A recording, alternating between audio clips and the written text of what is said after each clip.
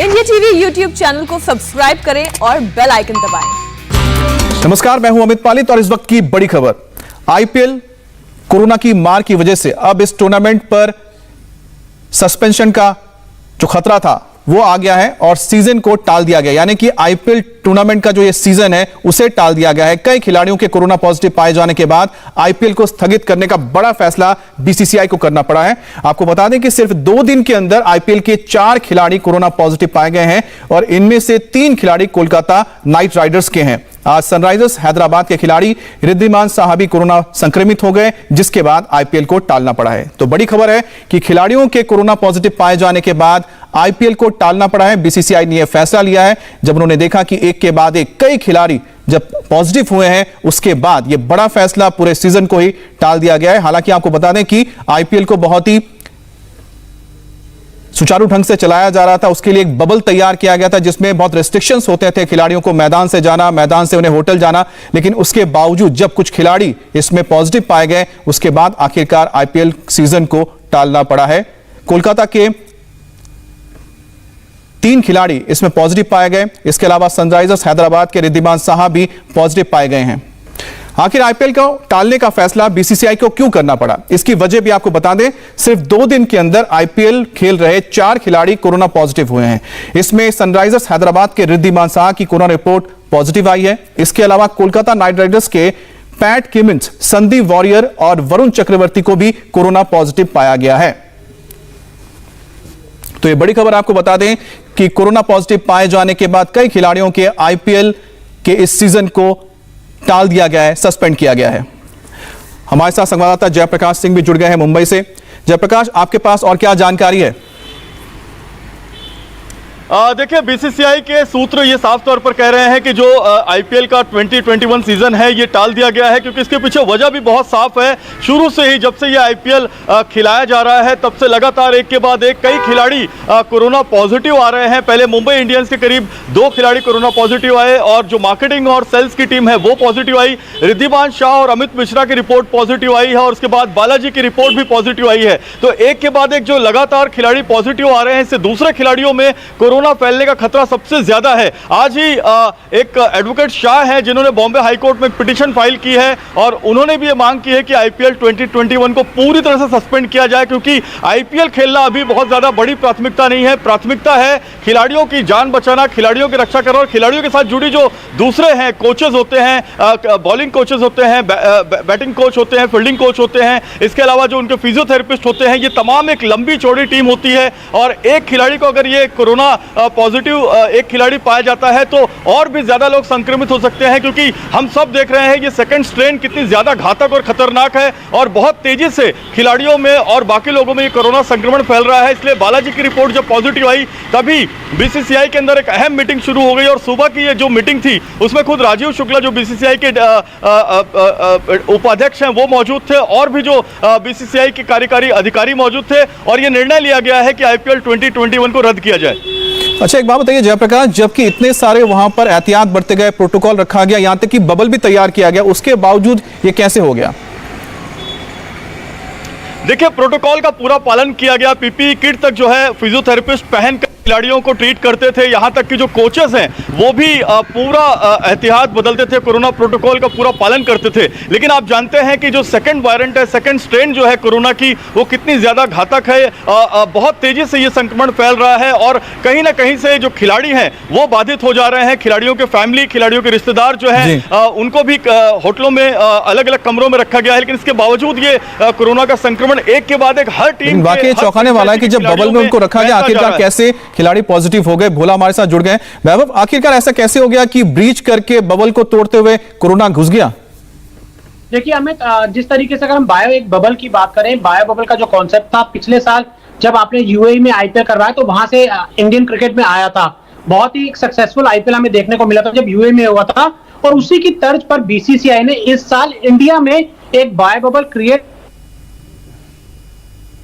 हम वही बात करें कि पूरी कोशिश की गई थी बीसीसीआई की तरफ से कि जिस तरीके से पिछले साल एक बायो बबल में क्रिएट करके आपने आईपीएल करवाया, उसी तरीके से बायो बबल इंडिया में क्रिएट किया जाए। और जब एक फैसला लिया गया था इंडिया में आईपीएल करवाने का, तब जो कोविड के केसेस थे बहुत ज्यादा कम थे, तो लग रहा था कि आईपीएल हो जाएगा। लेकिन जैसा हमने देखा कि शुरुआत में ही पहले कुछ खिलाड़ी पॉजिटिव हो गए, कुछ बहुत से जो लगातार न्यूज है कि खिलाड़ी पॉजिटिव हो रहे हैं, ग्राउंड के स्टाफ मेंबर कुछ पॉजिटिव हो रहे हैं, तो काफी लोग पहले ही पॉजिटिव हो जा रहे थे।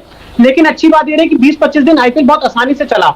बायो बबल कभी भी कोई भी खिलाड़ी ब्रेक नहीं करता, कोई भी खिलाड़ी कभी भी अपने होटल से बाहर नहीं जाता। लेकिन जो आपने अलग अलग वेन्यूज बनाए थे, 6 वेन्यूज, आप एक शहर से जब दूसरे शहर जाएंगे तब जो कोविड के आने के या कोविड के से आपको संक्रमित होने के जो चांसेस है वो बढ़ जाते हैं कि जब आप एक सिटी से दूसरी सिटी ट्रैवल करते हो। जिस तरीके से चुका कि अब जो हवा में आ चुका है, सिर्फ ऐसा नहीं है कि आप किसी को छुएंगे, कोई आपके सामने छींकेगा, किसी चीज को आप हाथ लगाएंगे तब आप पॉजिटिव हो सकते हैं। लगातार ये बात की जा रही है नए स्ट्रेन के बारे में कि हवा में आ चुका है, और जब खिलाड़ी एक शहर से दूसरे शहर जा रहे हैं तो बहुत ज्यादा मुश्किल हो जाता है। तो शायद यही चीज बीसीसीआई को उस समय सोचनी चाहिए थी कि जब आपके चेन्नई में अच्छे से मैचेस हो रहे थे, मुंबई में अच्छे मैचेस हो रहे थे और कोविड के केसेस जब लगातार बढ़ते जा रहे थे, तो आपको एक फैसला लेना चाहिए था कि अब आप जो जितने भी प्लेयर्स हैं, जितने भी कोच मेंबर्स हैं, क्रू है, आप उनको एक शहर से दूसरे शहर नहीं लेके जाएंगे। आप जितने भी बचे हुए मैचेस हैं आप उसको चेन्नई में करवाएंगे, मुंबई में करवाएंगे, जिससे जो आपका बायो बबल है वो पूरी तरीके से सुरक्षित रहे। जो हमने पिछले साल दुबई में देखा था, देखिए दुबई में क्या हुआ था, दुबई में हुआ था, यूएई में मैचेस हुए थे, शारजा में मैचेस हुए थे।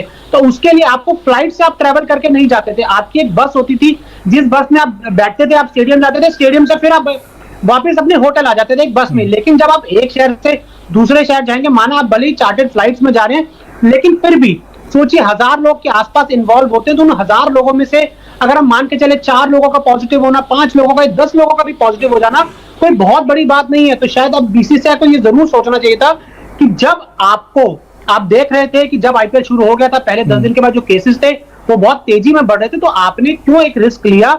आप चेन्नई में रहते, आप मुंबई में रहते, बहुत आसानी से आपके मैचेस हो जाते हैं, आपको ट्रैवल करने की जरूरत नहीं थी। जो आपने आपकी बात बिल्कुल सही है कि जो मॉडल पहले उन्होंने तैयार किया था, चेन्नई का जिक्र कर रहे हैं आप, जिक्र कर रहे हैं कि मुंबई का जब वहां पर बहुत अच्छी तरह से चल रहा था तो इतने सारे शहरों को शायद इन्वॉल्व नहीं करना चाहिए था। निर्णय के पास चलते हैं। निर्णय, आपके पास क्या अपडेट है इसको लेकर, क्या रिएक्शंस मिल रहे हैं?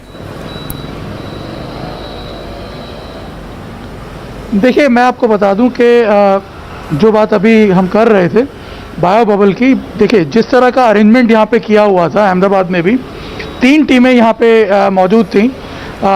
दिल्ली कैपिटल के रुकने की व्यवस्था कोर्टयार्ड मैरियट में थी, केकेआर की टीम एक दूसरे होटल में थी, रेनेसां मैरियट में, और एक तीसरी टीम थी जो ताज होटल में थी। यहाँ से लेकर के स्टेडियम तक जो इनका मूवमेंट है उसके लिए तो तमाम प्रकार की व्यवस्थाएं की हुई थी। जो बायो बबल क्रिएट किया जाता है उसको बाकायदा मेंटेन किया होता है। इन होटल्स में कोई बाहर का व्यक्ति नहीं जा सकता था। देखिए, प्रॉब्लम कहाँ पे आती है, जो आपके ग्राउंड स्टाफ हैं, जो आपके दूसरे सपोर्ट स्टाफ हैं, ग्राउंड में जो चीज़ें मैनेज करते हैं, वो उस बायो बबल के दायरे में नहीं होते हैं। वो कई लोगों के कांटेक्ट में आते हैं, और ऐसे में क्योंकि इन लोगों के संपर्क में आप आ सकते हैं, तो कई बार जो कॉन्ट्रैक्शन है वो इस तरह के एंगेजमेंट से भी हो सकता है। और दूसरा कि जब आप टीम्स को ट्रैवल करवा रहे हैं तब भी वो कई लोगों के संपर्क में आते हैं।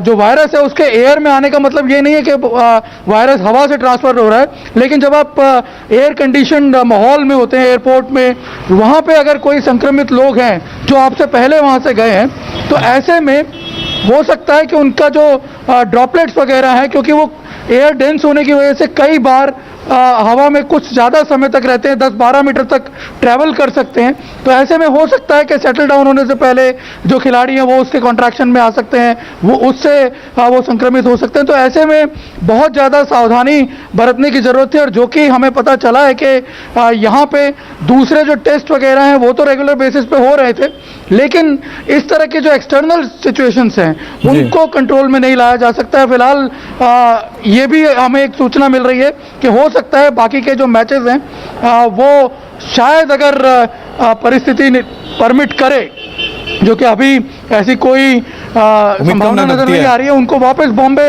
या चेन्नई में शिफ्ट किया जा सकता है। जी, लेकिन निर्णय आपने बहुत ही सही पॉइंट उठाया कि जो ग्राउंड स्टाफ है उनको आप कैसे स्क्रीन करेंगे, क्योंकि वो तो अलग है, और जो खिलाड़ी है उनको आप कहीं ना कहीं एक बायो बबल में रख सकते हैं। गोनिका, आपके पास अपडेट और कुछ रिएक्शंस मिले इस पर?